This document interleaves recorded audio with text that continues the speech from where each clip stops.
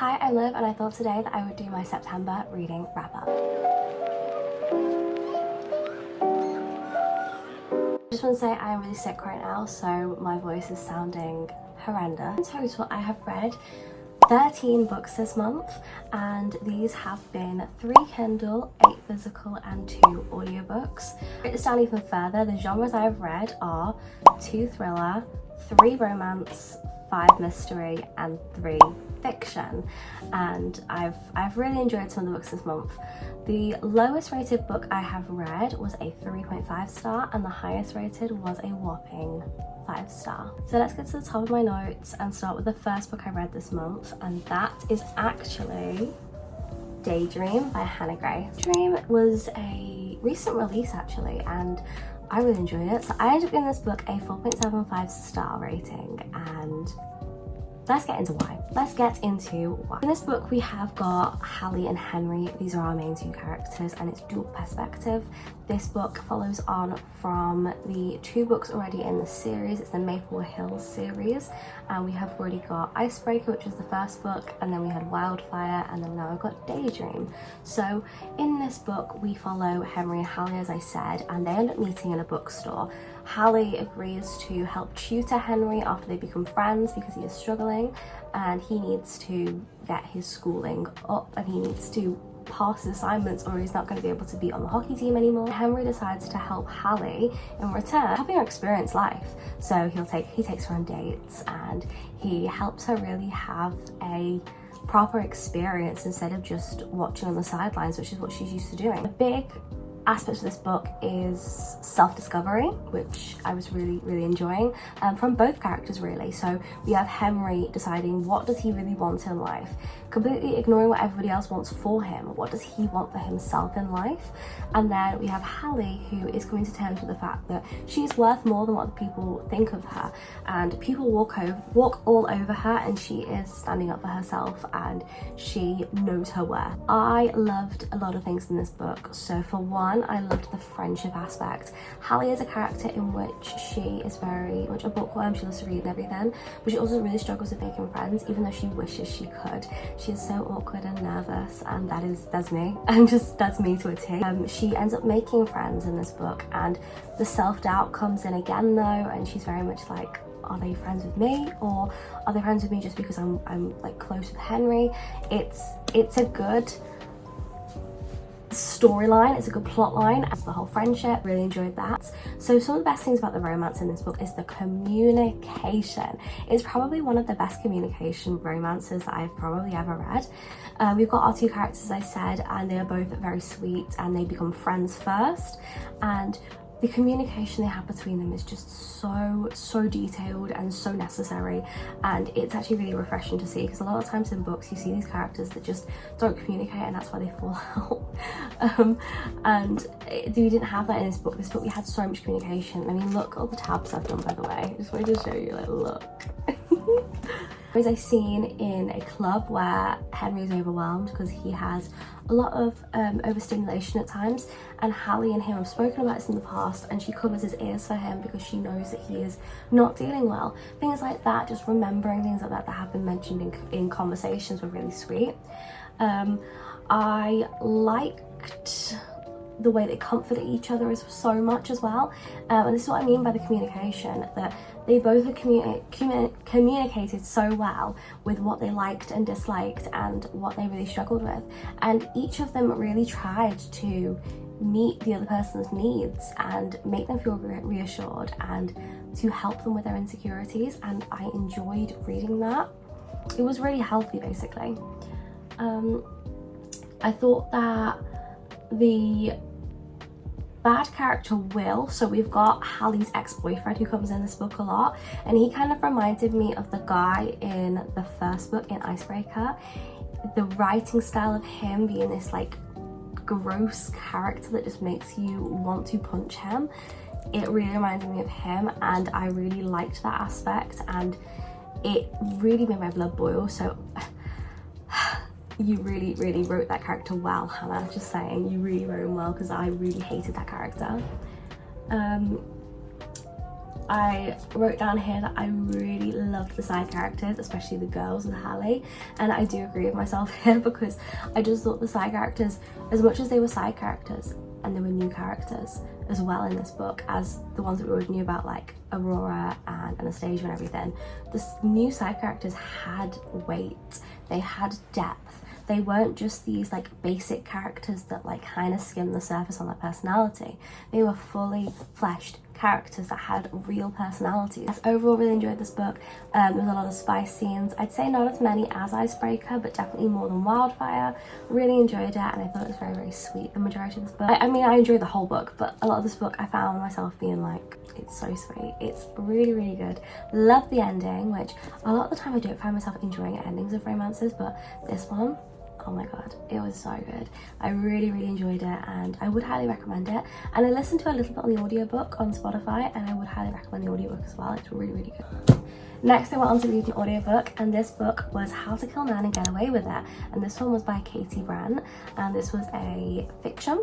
So this book I actually ended up giving a 3.5, and I did enjoy it. It wasn't the best thing I've ever read, but it was an enjoyable read, a little palette cleanser, something that I just wasn't expecting to read. I just read it for free for just an audiobook. I thought the main character Kitty was very much likable. It was all set in the UK, and I thought the banter and the way in which it was written was very good.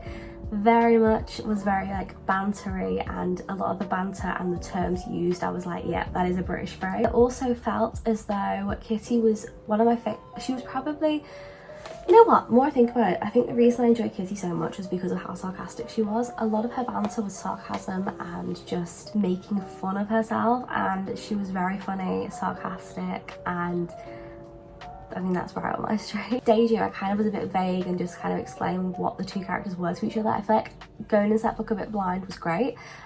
This book, I feel like I need to explain this because I don't think anyone talks about this. So this book is about a girl called Kitty, and she ends up in I think it's a nightclub.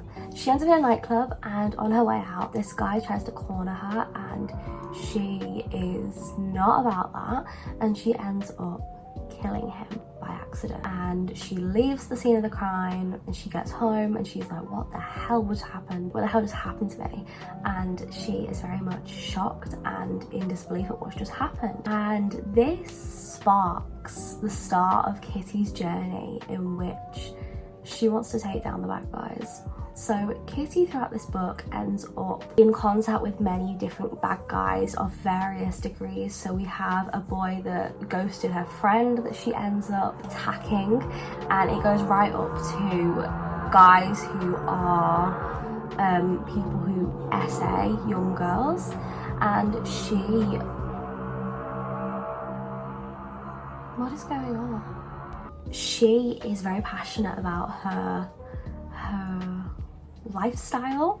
So this book, as I said, we follow Kitty and we see her trying to be the vigilante and always trying to like protect girls and getting rid of the bad guys. This book, yeah, as I said, it's a very morally grey book. So yeah, she is trying to get rid of the bad people, and by doing this, she is becoming the bad people. She's killing people, and she's getting more and more risky. There's a big plot twist at the end, which I didn't mind. I thought it was okay, and I kind of was like, oh wow, I kind of didn't see that coming, which I liked. However, then there was another plot twist, and then I was just kind of like, what's happened? Not really a big fan of that one. But I did enjoy this. I thought that the morally grey character was a great character to be listening to. Interesting character, very funny to listen to, and it was very interesting to hear the mind of somebody who like is really convinced that what they're doing is like for the greater good. Next we have a paperback, and this was Yellowface by Rebecca F. Kwang, and I really enjoyed this book. I ended up giving this book a 4-star, and I did find this book very entertaining. This book was a fiction book, and I did enjoy it. So in this book we have our main character, who is called June. June is a writer. So June has this frenemy, we'll say, and she is called Athena. Athena is Asian, and she is also a writer. However, Athena is very famous, and she is a very successful writer, whereas June isn't very successful. Her work hasn't done very well, and she's incredibly jealous of Athena. Athena one night ends up dying in front of Juniper. Athena one night ends up dying in front of June, and it is a big shock in the book.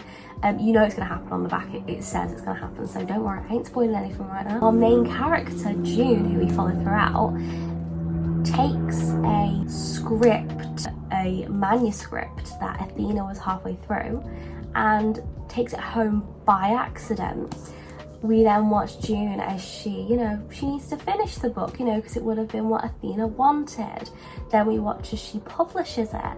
Then we watch as she whitewashes a lot of the book and takes out a lot of the Asian characters and changes a lot of the positive characters from being Asian to being white. Let's talk about the stuff that I've written down. So I've written here that the main topics in this book are racism, politics, social media, and cancel culture. Those are the overarching themes throughout this book. In this book, we have a big topic on morale, and we watch as our main character kind of is trying to still be respectful towards Athena, even though she's dead, and also trying to gain something for herself. And we watch as this character slowly has a downfall, and you hate this character. Watch her trying to justify her reasons behind things to us and telling us, oh well, it's what Athena would have wanted, right? To by the end being like, well, I don't care, I want to do this. And it's such a interesting read. I enjoyed seeing a lot of the publishing world in this book. You see a lot of the publishing world and what making a book goes through, like what stages it goes through. There is also a lot of casual racism in this book, where we have white characters making fun of Asian characters. I'd say the funniest thing in this book was watching June scramble to try and convince the reader that she is not racist and she is not at all trying to be offensive or anything, but yet, she takes out so many of the Asian characters out of the book, which is meant to be on Asian history. You have a romance, so this is another new release, and I was very excited to read it, and this was Wild Eyes by Elsie Silver. So this is the second book in the Rose Hill series, and I did not like this book. I feel like I'm the only person who didn't enjoy this book. I don't know what to say about that. So this book I ended up giving a 3.75. So I will tell you what I liked. I explained the storyline first. So we have our main two characters, West and Skylar. So West is a single dad, and he lives near Ford, who was in Wild Love, and he is the brother of Rosie from Wild Love. And he ends up bumping into Skylar. So Skylar is a new character, and she is a singer, a country singer, and she has always been like a child star as well. And she ends up trying to make a record label with Ford, and so she ends up living on site, and lives in the little barn that Rosie lived in Wild Love. She ends up meeting West before he even knows why she's there. So she is being trying to take a picture with a wild bear, and it's very strange. And Wes comes over and he's trying to say to her, you might not want to be doing that because it's a wild animal. And she's very much, I know what I'm doing. And it just came across very annoying to me. That was my first con, and I really just didn't enjoy it. I just felt like her character, Skylar's characters, came across very much like a child, like a petulant child who just wouldn't listen to people, whereas Wes is acting like an adult. It was very strange. These two end up basically living very close to each other because the little house, the little shack, is very much next door to West, and these two end up becoming friends, frenemies. They're very close to each other, and there's this tension between them, and obviously they're going to end up dating and everything, and you see all that. So that's what the premise of the book is. Our main character, and I said Kelsey, our main character Skylar is also running away from her dad and her mum and her publisher. are all trying to control her, and she is trying to make a fresh start for herself. Pros and cons in this book. What I liked Emmy and Ollie. So Emmy and Ollie were Wes's kids. These two kids were really sweet, and I thought that their relationship with Wes and Skylar was adorable. I thought it's very adorable, very believable, and I think that Elsie Silver really does know how to write kids. I just think she is one of the best people to write about kids, like, honestly. I enjoyed the ending. I thought that was good. Mainly the whole awards ceremony thing, really enjoyed that. And I like the parrot. Skylar has a parrot in this book, and it's very, you know, you don't really expect a main character to have a parrot as a pet. Loved Ford and Rosie in this book, and seeing more of them together was very sweet. And the spice scenes were decent in this book, very much. The one that was to do with the car was my favorite. Now into the negative. This book was very much insta-love in my opinion. I mean, these two people met at the side of a road. Wes knew who Skylar was, but he wasn't going to admit that because that was embarrassing to him. And they argued, and Wes dropped off Skylar at Ford's record company, and it's like they instantly couldn't stop thinking about each other, and she wouldn't stop talking about how much she liked his hands. Like, the amount of times this girl wouldn't stop talking about his hands, like, oh my god, I nearly threw this book across the room. I really didn't enjoy that. It just felt like they fell in love with each other within 2 chapters, and that was just way too quick for me. It just made no sense. I thought the epilogue was basic. I felt like the writing was Wattpad-ish with a lot of the plot lines, and I felt it quite cringy. I also thought, oh, I remember this bit. There is a section in which Wes is described to have been clenching his fists and shaking in anger, and I just felt like, you know, a 30-year-old man wouldn't be doing that. That just sounds very Wattpad-y, very cringy, and just not realistic in the slightest. Finally, I put that the one problem I had with the kids, which I don't usually have with Elsie Silver's writing, but I did with this, was sometimes Emmy seemed like 8, sometimes she seemed like 6, and sometimes she seemed like she was 11 years old. So I don't really understand how Emmy was meant to be. But Emmy was, as I said, one of the kids. Sometimes she was in Wes's bedroom going, Dad, I can't sleep, and like sucking her thumb, and it came across as though she was like a 6-year-old, and I was like, oh, that's sweet. But then at times she would be out in the garden, and the words she was using and the terms in which she was speaking and how Wes was talking in front of her sounded like an 11-year-old, and I was just like a bit confused, basically. Okay, next I read an entire series. So I did do a video on this, so if you want my in-depth reaction, go check that out. And I read the entire Natural series by Jennifer Lynn Barnes. Book series was really good. So I'm just going to talk about the series as a whole, and I'm going to tell you all the ratings that I rated every book. So we have The Naturals, which is a 4.5, and so was Killer Instinct. And then for the last 2, these were both 4.75s, and these are All In and Bad Blood. And also there is 12, which is at the end of Bad Blood, which I gave a 4 starting. So there are 5 books here, really enjoyed them, I thought that they were really good. And these books, let's give you some context. Our main character, Cassie.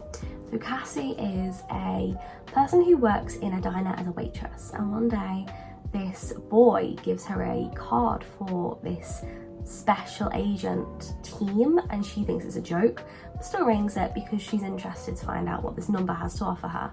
And it turns out there is what am I trying to say?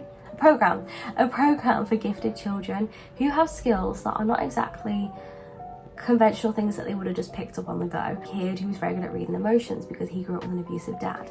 We have Cassie, who was always taught to profile people and be able to tell what people are doing and be able to guess what has happened and what they're about to do, because that's how her mum brought her up. We have all these characters basically who are very skilled in different ways in which the FBI want to use for cold cases.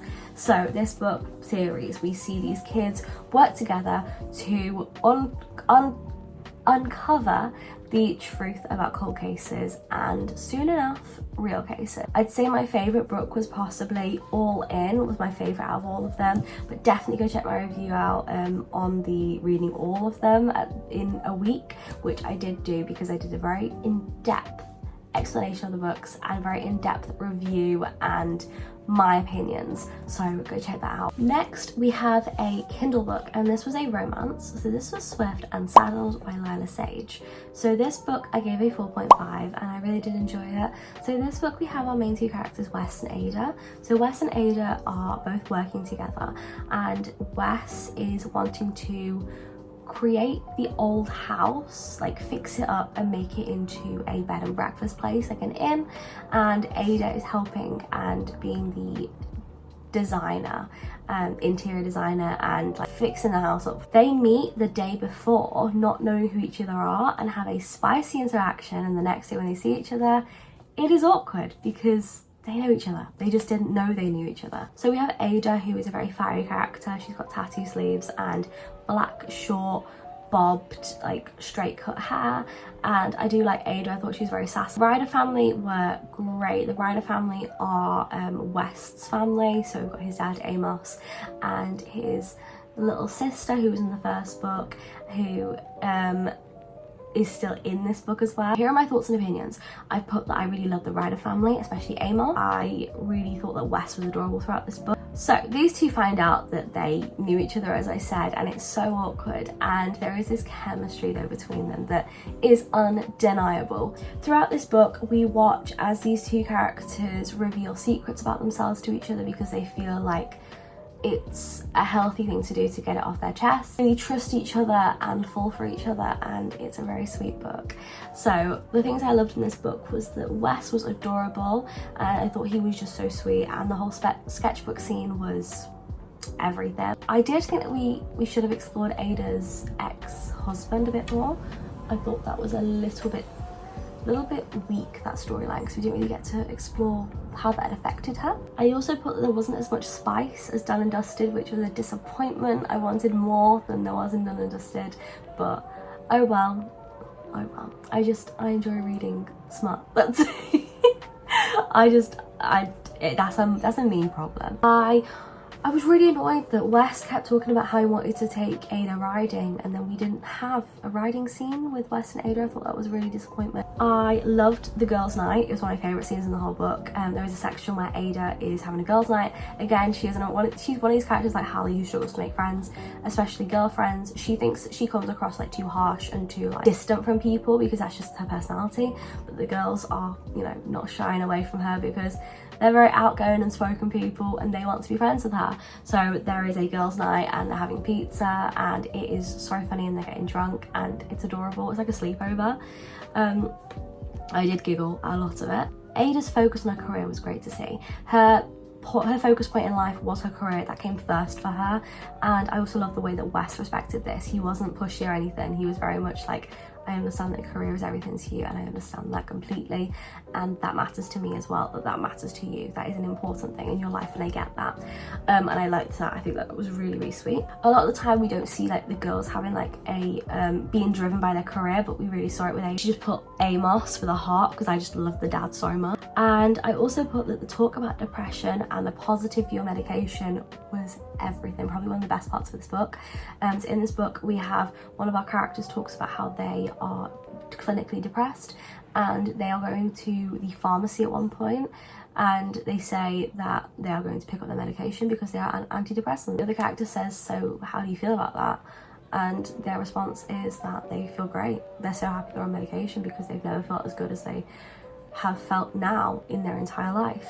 And so many times we see medication for mental health be criticised in books, and oh, I don't want to be on medication, with a negative connotation with the idea of mental health being medicated.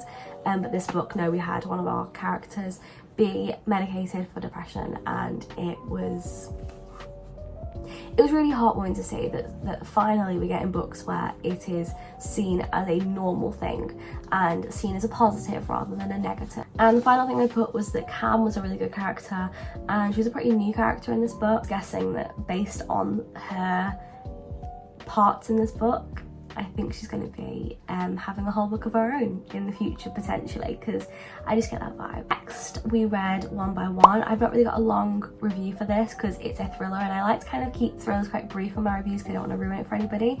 So this one was by Freida McFadden and it was really good. I gave it a 4 star. We have our main characters Claire and Nate. Claire is our main character really. So Claire is a woman in her late 30s/40s, and she's in a marriage with Nate, hence why I said they were the main characters. And they are on the rocks of their marriage. Like it's not good. They end up going on this like retreat to a cabin in the woods with 2 of their couple friends, and all of a sudden they start getting picked off one by one. And who is trying to get them? Who is trying to kill them? Is it a creature? Is it a person? Is it somebody in the group? We don't know. And there are secrets. There are secrets between people in the group that not everybody knows about. Very good. I love the characters and the storyline. I thought that the constant mistrust of the characters because we didn't know them fully yet was great. I just loved constantly doubting everybody. Next is actually my book of the month, as in this was my favourite book of this entire month. And this was a 5 star. I read His and Hers by Alice Feeney, and this was a thriller. I don't give thrillers 5 stars very often. I think there's only ever been one thriller I've given a 5 star to, and that was In My Dreams I Hold a Knife. This book was a 5 star. It's about Anna and Jack, and Anna is a reporter and Jack is a police officer. He's a detective in chief. When a body shows up, Jack realizes he knows the person and he knows that Anna knows them. So Jack and Anna, very important information here, are a split up couple. So a lot of the writing style in this book was very dark academia for me. I felt like it was very metaphorical, some of the stuff, and there were paragraphs of things. It just came across very dark academia. The subject matter in flashbacks was very dark, so I will warn you there. Look up trigger warnings because I didn't see any trigger warnings and there wasn't any there, so look it up. They're very dark. But yes, so this body turns up and they both know who this person is, and it links back to Anna's childhood in high school. And people who were to do with this whole thing that happened in high school start popping up dead. A very good book. So many twists and turns, didn't expect any of the plot twists. It was amazing.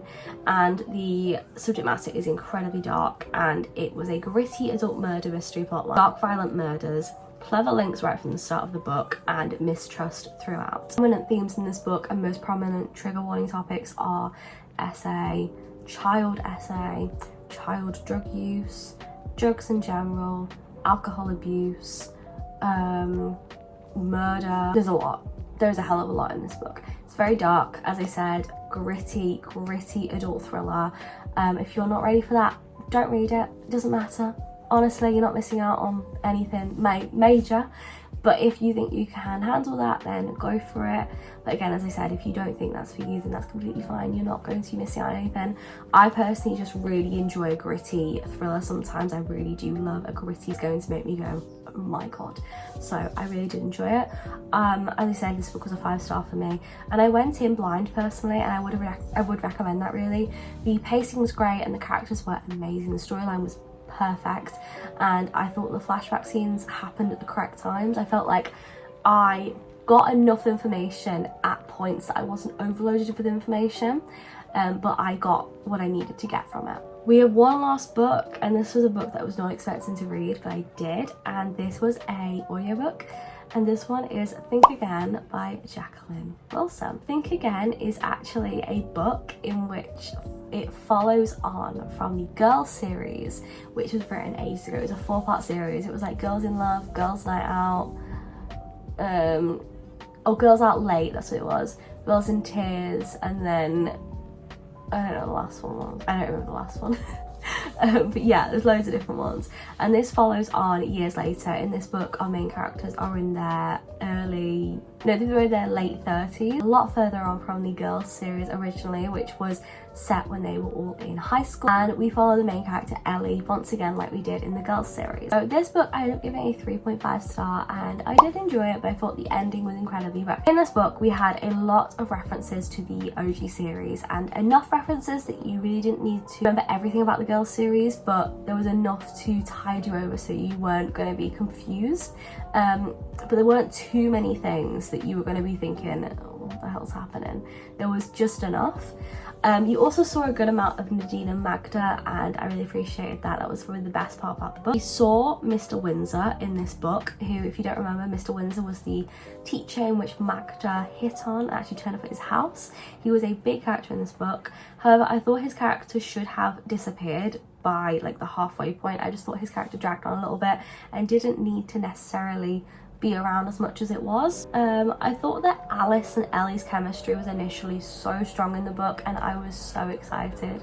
And oh my god, I just thought they were such a cute, like, flirty banter friendship. But she kind of disappeared at the 70% mark, and I had forgotten about her storyline, which is why I had to bump this down to a 3.5, like one of the reasons, because Alice just disappeared and she was like a major plotline for ages in this book. I also found that Ellie was a great character though. I really loved her. So yeah, the daughter is a great character. I really liked her, and she is called Lottie, actually named after Lottie in the Lottie Project, which was a Jacqueline Wilson book. There was loads of references to Jacqueline Wilson's books in this book. It was really funny, and they weren't in your face references, they were just a little reference. We're following her basically as she is trying to find herself again and experience things again for the first time, and she becomes friends with Mr. Windsor, and that whole friendship is a very interesting plot line. So yeah, it's good things and bad things. The good things is that there was loads of gay characters. I mean, Jacqueline Wilson has always written things with the times, and her books a lot of the time have just been amazing. A lot of her storylines have been very current and involve topics that other people may shy away from, but she has never shied away from any of these topics. The age has definitely been lifted with this book there, with the themes that were included. So there was a couple spice scenes, and Nadine has a talk about sexual preferences, so that the age has been lifted. There is also swear words throughout. And I also, as I put here, there go references to other books. As I said, she referenced The Illustrated Mum and loads of other things too. Bad things. I did say that the relationship that Ellie was in, I personally thought she would have possibly left it a lot earlier than she did. I just thought that the red flags were there, and she's a smart girl, so that just annoyed me a bit. I also thought Lottie and the whole dad situation, I feel like it was kind of on a cliffhanger, and in my opinion it felt as though there needed to be a second book. I don't know if there is going to be one. So yeah, I just felt like the end was very unfinished and very rushed, and I was very disappointed. But that was a 3.5 star for me, and that was Think Again by Jacqueline Wilson. Those were all the books I read this month. I hope you have enjoyed. I did a TBR video last week, or I think it was Thursday actually. I did a TBR video on Thursday, so go check that out. I used my TBR cards, and I did a Kindle Unlimited only for a week straight. So go check that out too. I'll see you guys soon in another video. Subscribe, like, and do that stuff, and I'll see you guys pretty soon. Bye!